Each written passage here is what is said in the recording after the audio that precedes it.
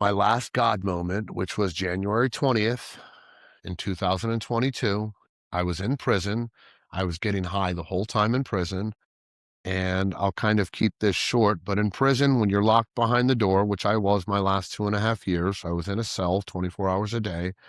You do something called fishing underneath a door, which is like this much, and you throw something to another cell, send them some food, which is squished because you got to get under the door to get the drugs back.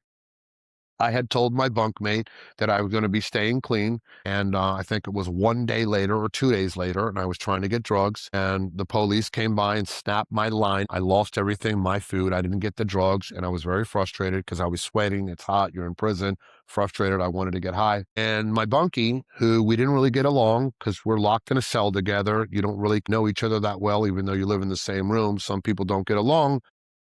He kind of like called me out and he said, "Look at yourself right now."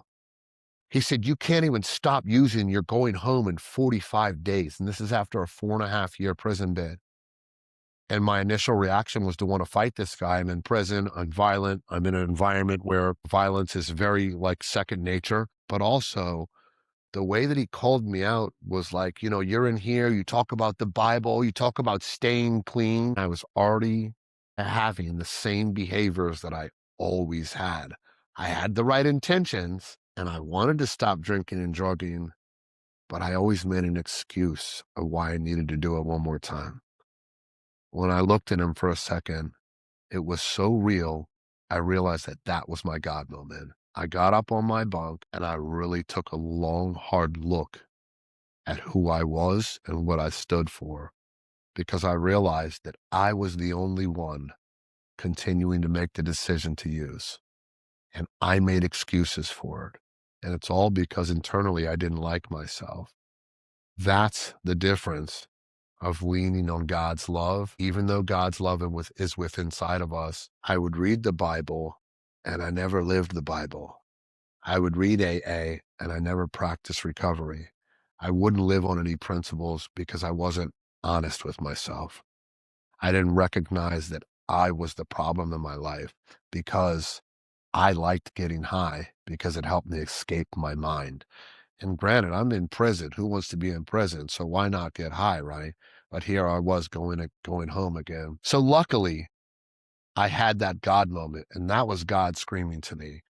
I've been able to keep that sobriety date. I got out 45 days later. I got connected with AA. I got connected with Recovery Church. And one of my spiritual advisors, Mitch, he picked me up on like the third day I was out. It was a Monday night, and he told me about Recovery Church.